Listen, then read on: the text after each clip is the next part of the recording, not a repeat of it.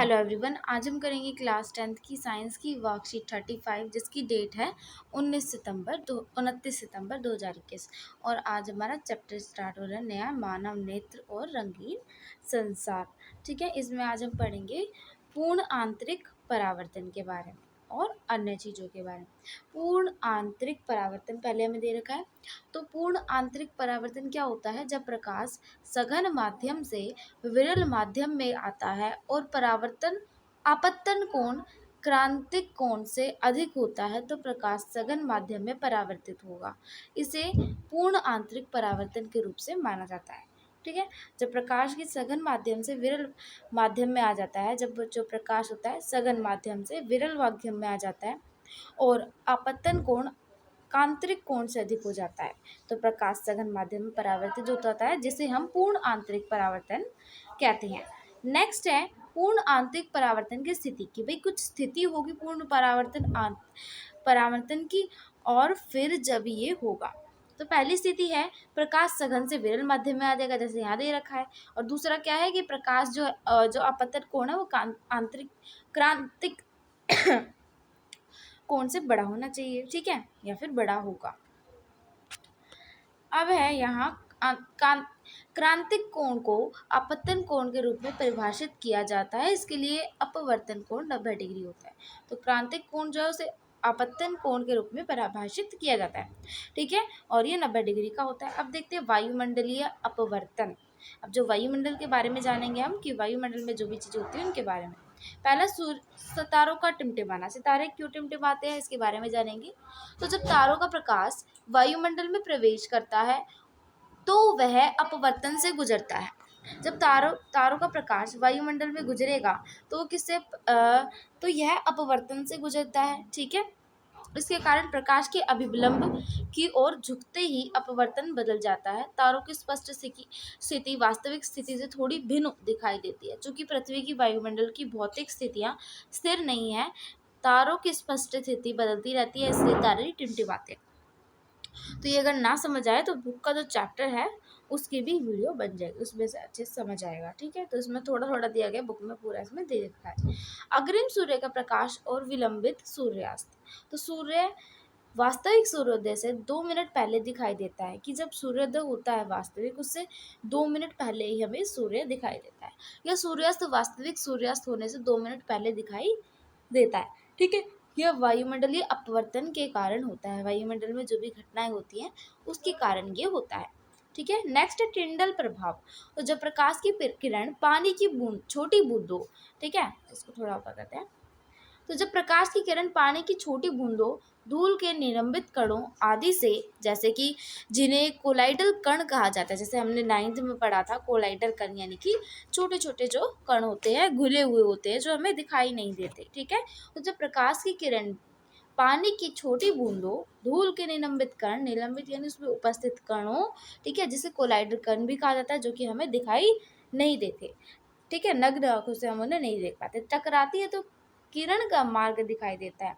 तो जो किरण है, जैसे हम खिड़की खोलते हैं तो वहाँ से अगर हम धूप आ रही हो तो वहाँ से अगर हम खिड़की खोले तो हमें प्रकाश की किरणों के साथ साथ हमें कुछ धूल के कण भी दिखते हैं, अगर देखा हो कभी, और नहीं देखा तो देखिए, खिड़की खोल के जहाँ से धूप आती है तो वहाँ में कुछ कण भी नजर आते हैं। तो उस प्रकाश की किरण में धूल के छोटे छोटे कण निलंबित होते हैं, ठीक है, जिसे हम कोलाइडल कण भी कहते हैं, और वो टकराते हैं तो किरण का मार्ग हमें दिखाई देता है, और इसे ही हम टिल्डर प्रभाव कहते हैं। प्रकीर्णन प्रकाश का रंग कोलाइडी कणों के आकार पर निर्भर करता है। बहुत महीन कण मुख्य रूप से नीले प्रकाश को बिखेरते हैं, जबकि बड़े आकार के कण लंबी तरंगदैर्घ्य के प्रकाश को बिखेरते हैं। तो ये याद रखना है कि जो छोटे कण है वो कौन से रंग के चीज को बिखेरते हैं, प्रकाश को, और जो लंबी तरंगदैर्घ्य को प्रकाश को बिखेरते हैं, ठीक है, के प्रकाश को। आकाश का रंग नीला क्यों दिखाई देता है इसके बारे में पढ़ेंगे। तो प्रकाश के परिकर्ण के कारण आकाश का रंग नीला दिखाई देता है, ठीक है। जब सूर्य का प्रकाश वायुमंडल से गुजरता है तो हवा के महीन कण लाल रंग की अपेक्षा नीले रंग में अधिक मजबूती से बिखरते हैं तो नीला दिखाई देता है।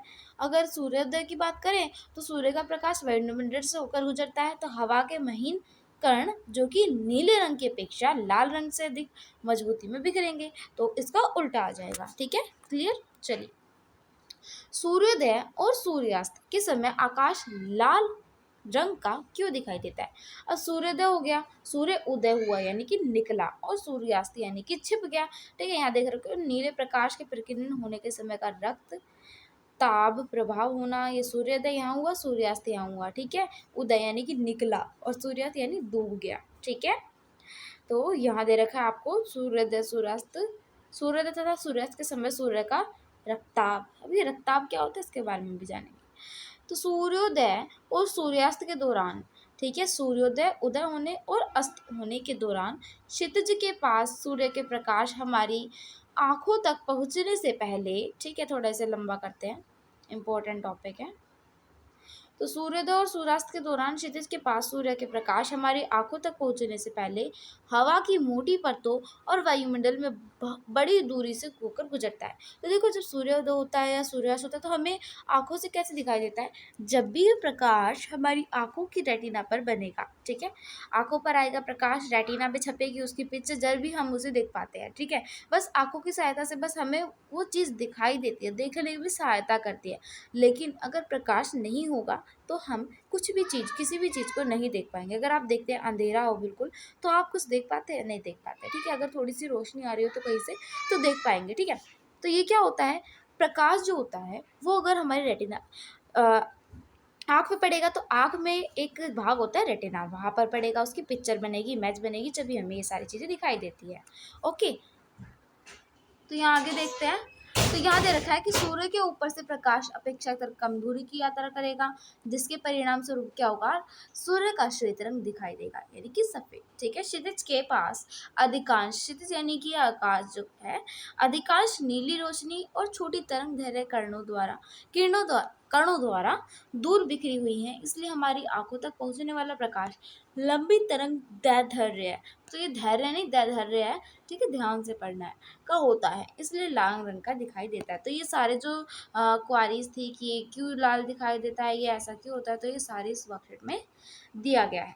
अब आते हैं क्वेश्चन आंसर पर। क्वेश्चन 1 है, 4 ही पार्ट दिए गए हैं, क्वेश्चन 4 दिए गए हैं।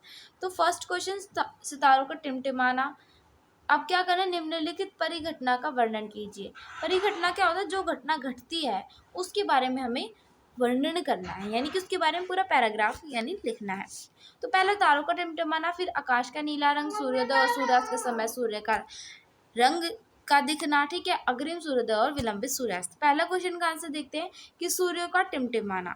ठीक है, माना है, ये मान लिख रखा है तो टिमटिमाना लिखना। ठीक है, तो इसका आंसर हम वर्कशीट में ही देख लेते हैं, जब वर्कशीट में बिल्कुल अच्छे से दे रखा है। तो सूर्य का टिमटिमाना, पहला क्वेश्चन क्या था, सितारों का टिमटिमाना। ठीक है, तो ये रहा, यहाँ से आंसर लिखेंगे हम इसका, सितारों का टिमटिमाना। ये जो पूरा पैराग्राफ दे रखा है, यहाँ से लेके पूरा यहाँ तक पूरा ये लिखना है। ठीक है, एंड तक। तो ये लास्ट, ये होगा क्वेश्चन नंबर 1 का आंसर, यानी ए पार्ट का आंसर। सितारों का टिमटिमाना, हेडिंग भी दिख जाएगी, आसानी से नोट डाउन कर सकते हैं। ठीक है, स्क्रीनशॉट ले सकते हैं। नेक्स्ट क्वेश्चन देखते हैं। नेक्स्ट क्वेश्चन है बी पार्ट, आकाश का नीला रंग। ठीक है, आकाश का नीला रंग, तो इसके बारे में बताना कि आकाश का नीला रंग क्यों दिखाई देता है। तो इसका आंसर ये लिखेंगे, बी पार्ट का आंसर ये हो जाएगा कि आकाश का नीला रंग क्यों दिखाई देता है, उसके बारे में बता रखा है। ठीक है, तो आपको यहाँ से लिखना है, इधर से यहाँ तक। तो ये हो गया क्वेश्चन नंबर बी का आंसर। अब देखते हैं दूसरे का, सूर्योदय और सूर्यास्त के समय सूर्य का रंग लाल दिखना। तो इसका आंसर यहाँ लिखेंगे, सूर्योदय और सूर्यास्त के समय आकाश लाल क्यों दिखाई देता है। तो उसका आंसर ये, उसमें तो हमें वर्णन करना है, इसलिए थोड़ी सी बात बता रखी है, ये पूरा क्वेश्चन टाइप दे रखा है, तो क्वेश्चन भी बन सकता है यहाँ से। ठीक है, ये भी लिख सकते हैं। तो ये हो गया सी पार्ट का आंसर। ठीक है, कहाँ से, यहाँ से यहाँ तक, सी पार्ट का। तो ये आंसर हो गया। ठीक है, इसे नोट डाउन कर सकते हैं।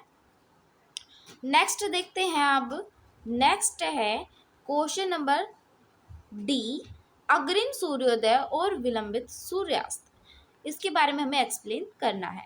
यहाँ दे रखा है अग्रिम सूर्य का प्रकाश, सूर्योदय या सूर्य का प्रकाश एक ही बात है, विलंबित सूर्यास्त। तो इसके आंसर यहाँ से लिखेंगे, सूर्य वास्तविक सूर्योदय से ये सारा चीज़ें। तो ये डी पार्ट का आंसर हो जाएगा, और इस तरीके से वर्कशीट हमारी क्लियर होती है। ठीक है, तो ये थे साइंस की वर्कशीट के आंसर। ठीक है, तो यहाँ से आसानी से नोट डाउन कर सकते हैं। सो वर्कशीट समझ आएगा तो वीडियो को लाइक करें और चैनल को सब्सक्राइब करें और ज़्यादा से ज़्यादा शेयर करें। Thank you.